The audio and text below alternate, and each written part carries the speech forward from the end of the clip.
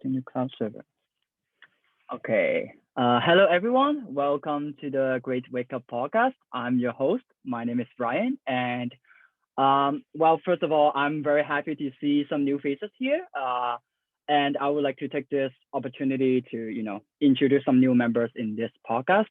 So maybe let me introduce myself first. My name is Ryan, and I'm a university student, and I major in environmental science at the Chinese University of Hong Kong. Yeah. Rito, maybe you go next. Me? Yep. Okay, so same as last time, I'm Rito. I go to an IB school in Japan and I'm still a high schooler. Thank you, Rito. Okay, maybe let's move on to Feifei. Hi everyone, my name is Feifei and I'm currently a last year student at Lipo Trinidad College of Hong Kong, and it's really nice to be here. Yeah, awesome. Nice to meet you, Feifei. And then moving on, we also have Abby here with us. Abby, can you introduce yourself? Hi guys, my name is Abby. I'm from Indonesia and I'm currently university student at Venus University, Indonesia. Awesome. Okay, so today we actually in total we have like 4 people with everyone, and I think that's awesome since we will have a very elaborate discussion on a very concerning issue that has been going on for quite a while. And I think why not? Let's just jump right into it, right? So today we are going to talk about maybe something related to xenophobia or like hatred and exclusion against Asian people. I believe some of you may have heard that heard on the news that there's a lot of hatred towards Asian people. To be honest, especially in America, from what I've known. And as an Asian, I would say I'm pretty concerned for everyone, every Asian living in different countries and just facing unfair treatment. And I think that is a really huge problem that has to be dealt with. So yeah, what do you guys think about that? Like, what are your first feelings when you like watch those kind of news? Like, what is going on through your head? Well, I completely agree with you about like how concerning it is for us as Asians, and especially personally, I have been planning to study in the US next year. So a lot of my friends have just been like asking like, are you having second thoughts on that, and are concerned for safety, etc. And but then like tracing back to why it happened. So as a history student, like I think a lot of us also reckon how it actually has historical causes, like back in before the First World War, or even in like the 19th century, the United States has already had this Asian Exclusion Act against Japanese who are rising by then. And then like even though Japan, like as the first rising nation of Asia, was able to gain sort of an equal footing among like the Western society, they still failed to like completely have like an equal footing by including the racial equality clause in the League of Nations. And I think it has been a very like prominent issue since like a very like a long historical time. And like, or talk about like a more immediate reason, like we could see it's even more and the hate crimes towards Asians actually like rise more rapidly in 2016 during the Trump administration, and also like 2019 when there's a COVID outbreak, and especially when Trump started calling the Chinese virus, and now when even like Biden became the president of the US, the situation doesn't seem to be easing, especially like the economic downfall or the recession that US is currently experiencing. And also they can't, the Republicans and also Democrats, they failed to like have like a common, reach a common ground on the issue. So it has been actually a very like concerning problem to all of us. Right. I think when you talked about World War II and before, I think that's a very interesting point because, for example, like there's this Washington Naval Treaty where the British, American, and like Japanese had like their navy ratios, and then like thinking about it, UK and Japan were relatively like equal power, and compared to the States and compared to America, which was like huge at that time. And even if that was the case, like the fact that America and the UK had like a naval ratio of 5 compared to Japan, which was 3, I'm not sure if you can directly tie to that, but well, yeah, so there were disparities and differences from that time. And yeah, and you also touched on university and how it'll be hard to get like hard to get into. I think that's so true. And it's also hard for our parents, like telling them that we want to go to the States. Like it'll be hard for them since they listen to the news and they're like, yeah, it's not safe for you. And yeah, I think there are those concerns as well. Abby, what do you think?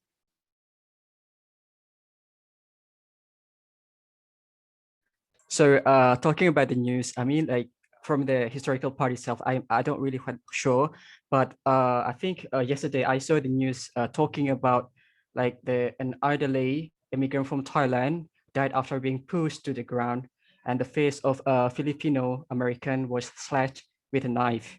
Even the Chinese woman was slapped and then burned. So that was an example of the recent violent attack on Asian American who have being part of the spy abuse since the start of the pandemic a year ago in the United States. From this pact on verbally abuse to incident of physical assault, there have been 1,000 cases reported in the recent months, right? And supporters and activists says that this is a hate crime, and it's often linked to a rhetoric that blames Asians for the spread of COVID-19. Right.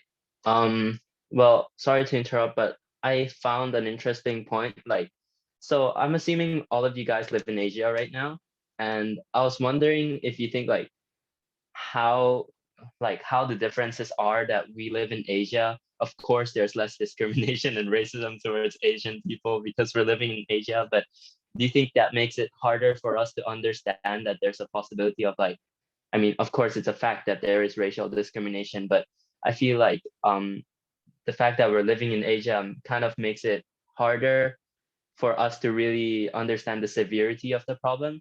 What do you guys think? I think Rito actually raised a pretty great question because personally, I would say it's hard to relate to that. Like you said, letting alone all of us are living in Asian countries, it would never, like almost never, happen to us. At least for me. I would say for Hong Kong, I feel like there's still a stigma for people of color.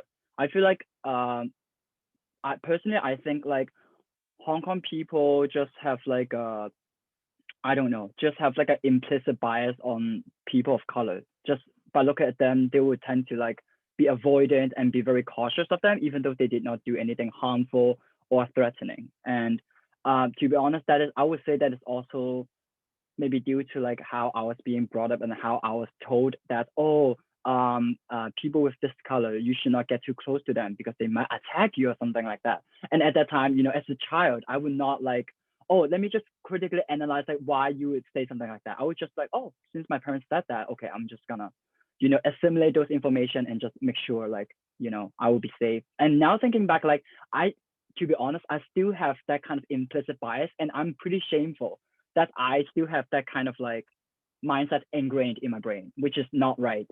Um, and now seeing so many different incidents happening in different countries, seeing people of color and like Asian Americans being attacked out of nowhere, and this is really heartbreaking for me because I don't know, just a little sharing. I actually saw one of the video clips on Instagram, and I think for that Instagram account, they posted a lot of like Asian American or like Asian hate crimes just to raise awareness for that. And there's one old lady, I think she resides in San Francisco, and basically the video was just like, she was like bruised, and then it's all like, blue, purple, and black around her eyes, and she was sobbing and she was yelling in Cantonese. That's why I feel like it's even more relatable and it's really heartbreaking. And she said something in Cantonese like "Hoi dao, hoi dao," and I don't know what to say. Basically, she is like, he hit me so hard, and that guy was on the being treated so nicely on the bed while the lady stood right there without any medical treatment. And I was pretty infuriated to see that because why such difference? Why shouldn't she deserve the same medical treatment as his, as the attacker? So it's pretty shocking to just watch that video clip. So yeah, I don't know if Feifei, you kept nodding your head, so I think you might have watched that video as well. Yeah. Do you have anything to add on to that? Yeah, I actually completely feel you on like that video. It has went viral on Instagram. Like a lot of people started reposting it. And my first instinct, like my feeling was like I'm actually very angry because I think it's also part of because we share a common language with that old lady. We both speak Cantonese, and you feel like that it's that our entire ethnicity is being attacked, and it's very like, although of course we can't like directly relate to what has happened because we're like a third party, but then honestly it has been very heartbreaking to see that, as you have mentioned.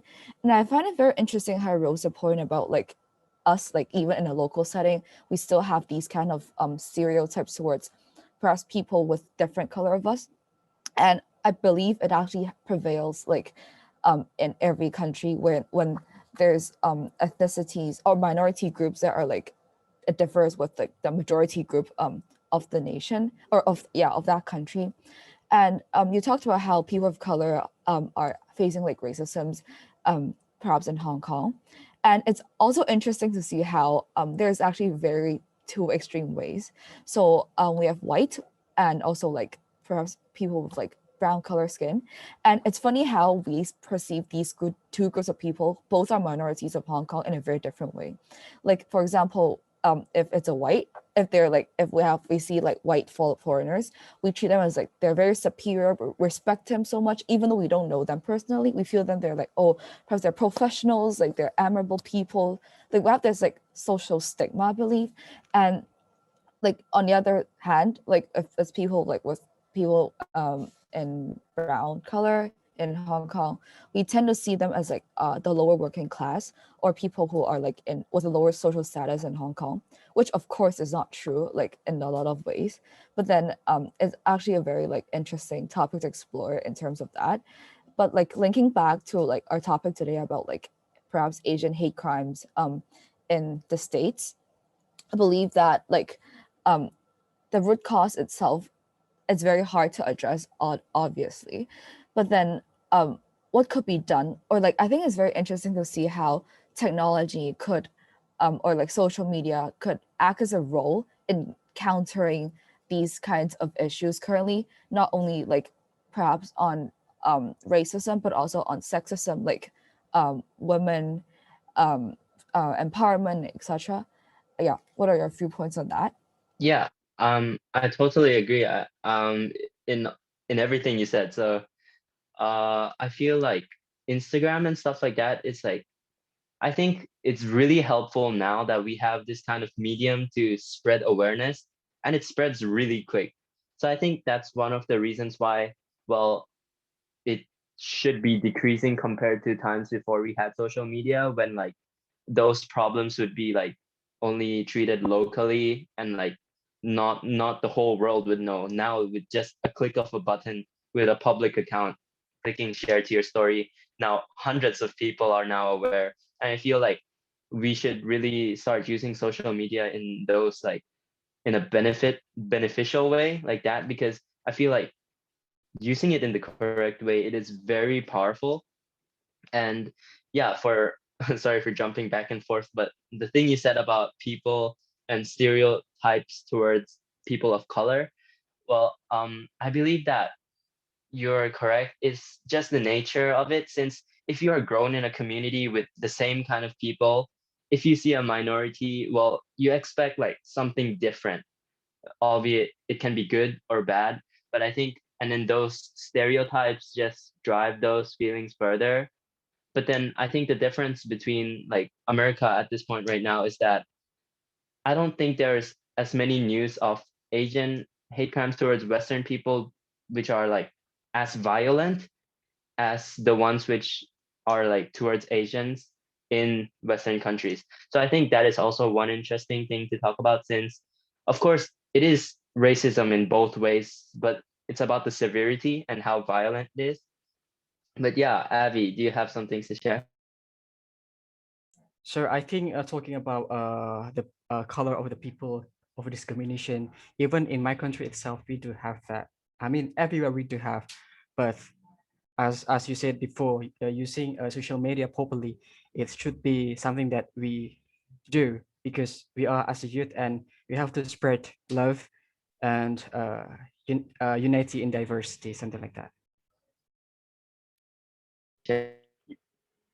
Yeah, I think Rito, just now you also mentioned something I would like to shed some light on, which is actually about social media and mass media. Because just now you mentioned about the benefits, which is like widespread and like, rapid spread of information, which makes it easier for us to get access to information. But in the meantime, it has a really pretty bad side, I would say, because I also have seen some Instagram posts, and I never realized that until my friend told me that she's from America, and she just shared this post and then just let me know about her thoughts. Just the title of it is basically like trying to targeting as Asians as the one to be blamed, while they're actually the victim. For example, the one I just shared with you guys. The old lady was being attacked and she fought back because, yeah, like that is like human instinct to fight back when you're being attacked. So the headline of the news is actually Asian lady or like Asian woman fights back after being assaulted. And I just want to say, like, why can't you, say something like white man attack or like just assault Asian lady? I don't know. I just feel like just those tiny Right. details, subliminal details, is kind of portraying a sense like they don't really put like Asian Americans into priority, even though Asian Americans actually comprise, I would say, a considerable amount of population in America.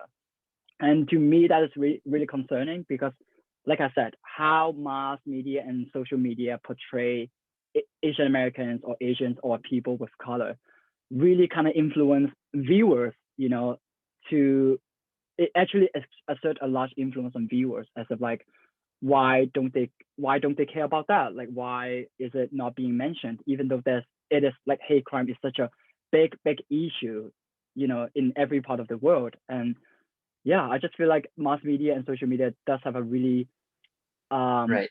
they withhold a certain power that can actually kind of Right. manipulate viewers to think and criticize on such issues. I don't know what you guys think on that, Yeah. or if I Um, just like kind of mind blown to you. I don't know. yeah, I totally agree. I feel like the social media, it gives so much freedom. And of course, freedom is good, but to an extent, since like, let's say person A, he shares about to spread awareness about the Asian hate crimes, and he's completely supportive that it should be stopped. But person B, on the other hand, can share it and write his or her own opinions about it. And then, for example, like blame the Asians for doing it. So I feel like the freedom aspect of being able to write and share whatever you want also like helps gain like attention for like um opposite or negative opinions about the fact. That's why I feel like the freedom aspect of the social media really contributes in the danger and the power that it holds. Yeah. I think it's interesting to explore like how you guys explore like how the wordings of like news articles or like different media platforms has impacted our perspectives on a certain issue. And I think one point I would like to add on like perhaps the role of social media, not only like in raising awareness across like perhaps people in our age group, but also and actually it could act as a way to change our perspectives on certain issues. Like for example, I believe like a lot of people in our age group who have like saw news about Asian hate crimes, hate crimes, not only like within Asia but also like in America. Like I meet friends from in my school who like they all came from like 80 countries across the world, and we all like talk about these issues all the time. And one thing that caught my mind is that like even people from America, they don't only stick to the perspective of the American mainstream media, but also like in the empathy of the Chinese who were being like not only Chinese but like Asians are being like assaulted and like being targeted and etc. And also I would like to touch upon on like a thing like a phenomenon perhaps in the US, that they have this stigma on immigrants or perhaps Asian immigrants, that they believe they have taken away their jobs, and like they have really high social status in the US. They took away their job opportunities, but not the other way around as they're perceived. Because like for example, in Hong Kong, we have movies about Chinese diaspora, and I'm currently watching like An Autumn's Tale. I'm doing for my IO presentation, but then it's basically talking about how perhaps some Hong Kong people who migrated to the US, they could not like complete assimilate into the country because of language barriers and etc. But then on the other hand, in the American perspective, they usually think like Asians are actually very rich, they're well off, they're wealthy, and they actually came to deplete their resources. And it's a very like entire different perspective when you look at like perhaps how movies portray different people's people with different ethnicity. And yeah, I think it's actually, this is a very broad issue that we're talking about, and it actually covers like a lot of things. Yeah, I think just even talking about racism or just hate crime in general, it really linked to different stuff like politics, even though we're not getting into detail, but I can tell like just your political belief like actually dictates like how you are going to assimilate different kind of information you see on social media, or how you're going to treat people, like immigrants or like minorities in your country. It actually says a lot because I don't know, because I mean, I live in Hong Kong, so I never really relate to that. But yeah, I heard some of my friends from America, and they have been being called slurs or racial slurs, or basically it's just a really really bad experience. And yeah, I just feel like how social media portrays and how the way they transmit information and even the wordings do impact a lot. And also like especially like what Fei just mentioned about like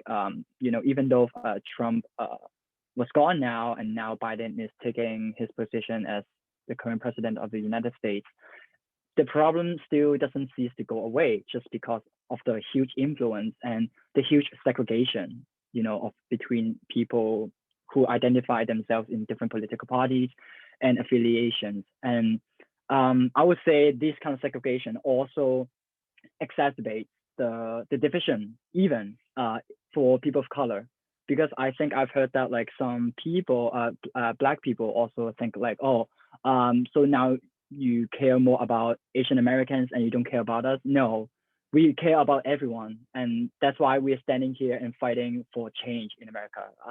So yeah, these kind of like, I don't know, I just feel like sometimes when we are keep using social media, it kind of like really ruins our brain for a little bit, because there are a lot of information and you don't even know whether it's accurate or not. You don't even know the sources, something like that.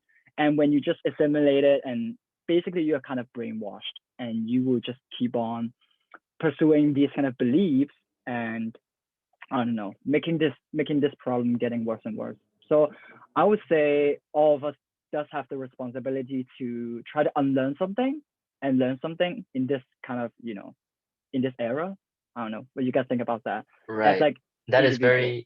very important. The accuracy, when you said that, a light bulb came into my mind, because there are so many like Instagram accounts and Instagram posts to make a change, but how accurate or how reliable is that information? And that is the problem, since a lot of people, they consider those sources as like 100% true, and they completely buy by that source. And although I don't disagree, it's sometimes important to like know the facts that you're reading and know the reliability, since especially if you're gonna voice your own opinion about it, it's better to probably research more in depth about it, since I feel like that's where a lot of like the misunderstandings and conflict comes from as well, like with all those different interpretations and data of these Instagram posts about raising awareness and these problems and these statistics. So yeah, I feel like the reliability of these media things are also important. What do you guys think?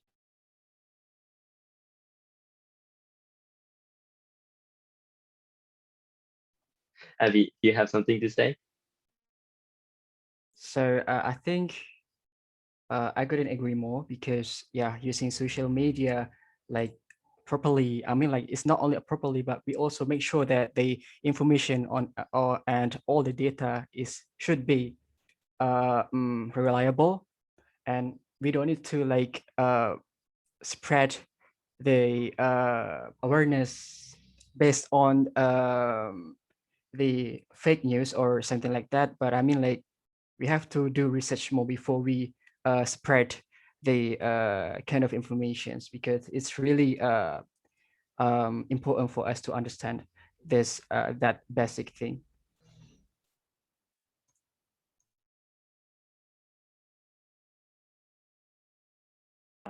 Yeah, that's why I think, yeah, I agree with Abby. I mean, nowadays there's such an overflowing amount of information on the internet, and once you type a particular keyword, there are there are two polarizing side of views, and you have to be critical, and you have to be sometimes a little bit more judgmental to try to I don't know, try to really understand what the bigger picture is going on, especially in such sensitive topics, I guess. So I don't know. Yeah, I mean, I'm pretty sure, you know, as like young adults like us, we are slowly learning and unlearning something else. And I think it's also like a nice, it's also a nice timing for us to acknowledge like these problems are happening everywhere, even though we don't relate, or we don't really yeah, we basically don't relate to these kind of problems. But it's also our responsibility to raise awareness, and also to inform each other, especially I would say our parents, uh, because just like what I've just mentioned, like the biases and maybe the way our grandparents teach our parents. I mean, the time has changed, so I'm pretty sure the world is more understanding, and all we want is like, you know, we want love, understanding, inclusivity, something like that. So I feel like all of us does have an important role for that. So yeah. Yeah, it's Do you interesting how guys? you Yeah. raised the. Oh, I was just saying, like, your interest. How it's interesting you raised the point about like people, having more similar views, like having a we are experiencing a shrink world at this point, because perhaps the interconnectivity of social media and the sharing of opinions, but at the same time we also like observed a more like not bipolar, but then a more like extreme form of polarization of opinions at the same time and on certain issues. Like for example, I recently came across the concept of eco-fascism. So since like even like all of us are now talking about like coping with climate change, and um like we have to work as a whole in order to like solve this global issue, how perhaps like more income, like higher income countries have the obligation or like the responsibility to help like lower or middle income countries in like sharing technologies, or like giving them more investment or resources for them to cope with the issues. And also how we observe like perhaps some Pacific islands like Kiribati, they have basically experienced a rising sea level, and their island is basically like you can't live there because they have too many coastal inundations, etc. And they are like they have this scheme of being climate refugees and immigrating to the New Zealand right now. But then at the same time we see like how back in 2019 the Christchurch shooting incident where Australians or like New Zealand, sorry, people in New Zealand have been very like anti the immigration of these climate refugees, and they see like having more migrants in a country actually serves as putting a burden to them, and also believing that like the concept of eco-fascism basically originated like from the Nazi ideology of like white being um, um, the superior race, and they believe like having migrants coming to the country not only pollutes their race but also like takes other resources, and amidst like the like seriousness of climate change impact of it could have make them like less likely to survive under this climate, and so they're like very against like migrants here.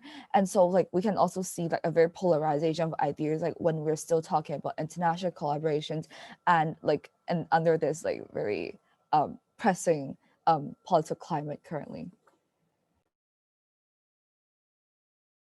Yeah, sure. Sorry, I just joined because like I was really tired, a lot to do. But then I think another thing why social media could be that prevalent, that could actually be so pernicious in terms of like spreading it in misinformation, like maybe even disinformation in terms of extremism, is simply because it creates fears where you're basically trapped into, right? Especially if there's this algorithm where you're introduced to pretty similar posts. This like something that I investigated a while ago because like sites like Facebook and Instagram, they just feed you with maybe, let's say you're libertarian, let's say you're quite conservative, you are basically bombarded and flooded by something that's pretty similar. This basically creates like echo chambers for you to be stuck in, and you don't really get to venture out of your comfort zone. Like this is something that I think could be something that's very reinforcing and explicitly bad because of social media, because it creates this illusion that you're in control if you're actually branching out to people. But in reality, it's just like an algorithm feeding you posts that you already agree with in the first place to like get, because the profit incentive for Facebook, Instagram, like Snapchat, is just for them to like gain more revenue. And like you probably use more time on the app if you agree with those apps and you engage with them, right? Like those posts. So social media, like in this case, is actually quite bad, I guess. What do you guys think? Yeah, I think what Justin is talking about. I think I've watched it on Netflix as well. I think it's called Oh, The so this Social the Dilemma. Is it? Yeah, I think it's yeah, I've heard of yeah. it. Yeah, basically this, I'm not going to, not spoiler alert, no, I'm not gonna spoil everything, but basically it's what Justin has mentioned. Basically it's about like how the app developers develop like a certain algorithm, and the more you click like and the more you stay on this certain post, which means you're actually reading or being interested in this certain kind of post, the algorithm is like, so you like about something related to that information. So I'm going to give you more after swiping for like, I mean, 3 times or 4 times, and similar information will pop up that will actually reinforce like your, I don't know, reinforce Yeah. your, oh, they know that what you like. Basically, they are basically the one in your head controlling your mind. So yeah, in that Right. case, it is a very, I would say it's a very dangerous tool in terms of like controlling your thoughts, your idea, and your behavior towards, racism or yeah, something like that. This Yeah. would be a Do you bit guys off have anything topic. to add on? Yeah, yeah. I wanted to say something because I felt like above that, they are also, by interacting with those posts, like they are pretty much just getting your information, getting to know more about you, getting to know your interests. And what they pretty much do with that is sell those information. I mean, that's how social media works. You, for example, in Instagram, you're in your explore feed and you look through posts, and then Instagram knows what kind of things you're interested at, and they can sell those information to advertisers. Okay, we are although we are straying away from the topic, I feel like yeah, that was that was needed to be said as well. Yeah, on Yeah, that, like this might be just me going on a tangent. Like, what do you guys think about the social media? Because I think recently WhatsApp has come under like lots of scrutiny about it, maybe misusing its data. Even though WhatsApp has pledged that it will like be able to see your messages and all that, but then they could probably see like when you're on WhatsApp, like what you're communicating with, they might even be ads on WhatsApp, which is like more the metadata that's more concerning. Possibly that could be easily be transferred to like Instagram, Facebook, to basically make this bubble where like Facebook knows all about you, like what you want to consume, where you want to consume, and especially like what you want to consume, right? So like, what do you guys think about this potential misuse of data, especially for like us teenagers?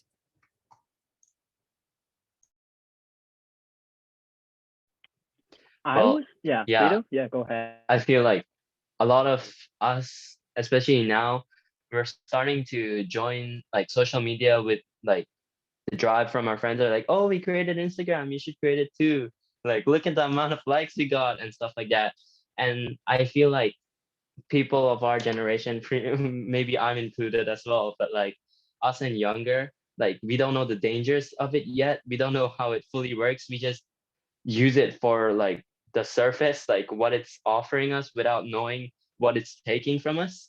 So exactly like what Justin said, I feel like it's very important to really know how the system works.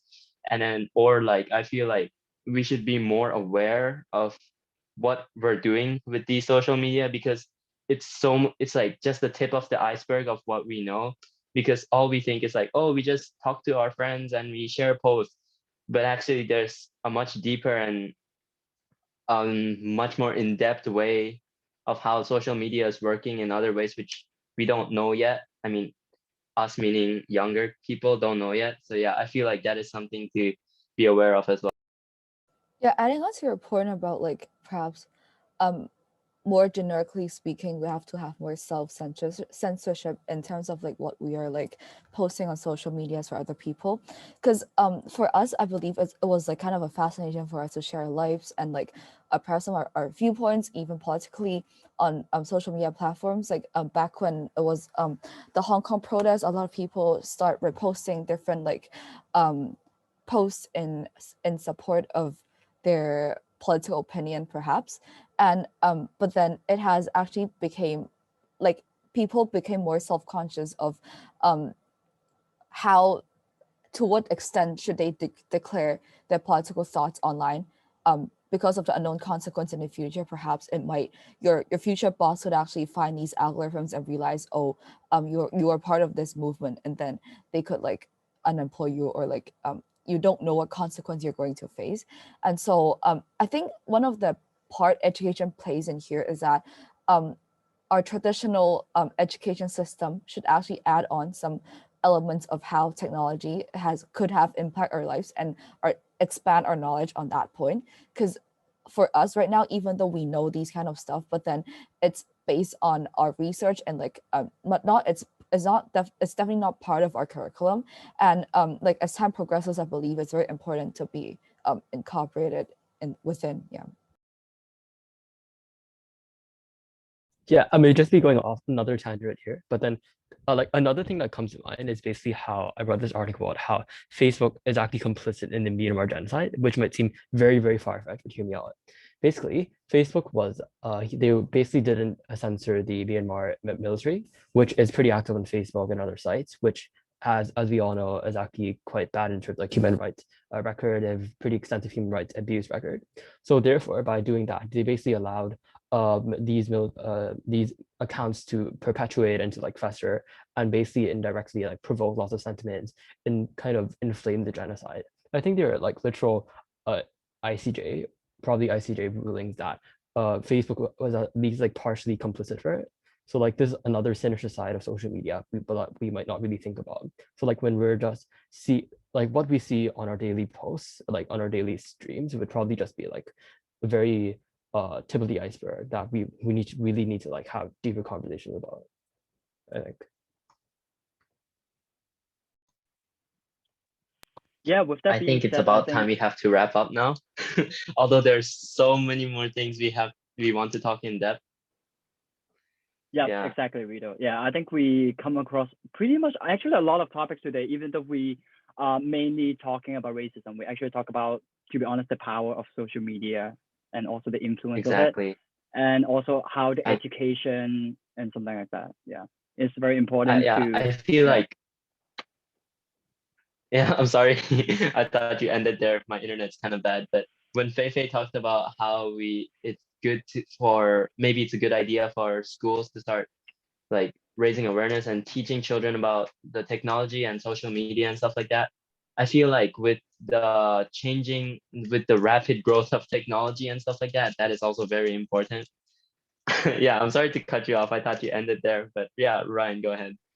Yeah, no problem, no problem. Yeah. So, I mean, since the time is almost up, I think I would just give a very brief, very general conclusion that I feel like as youngsters, as young adults, it is actually our responsibility to educate our parents, our older generations, or even younger generations who are still, studying in primary school to know more about, to understand what inclusivity and what diversity is. Because at the end, when in different parts of the world, you're going to meet people who are, who are different from you. But at the same time, you have to learn to be compassionate. You have to be understanding, and especially you have to welcome them to your country if they're like immigrants or if they don't know anything about your country.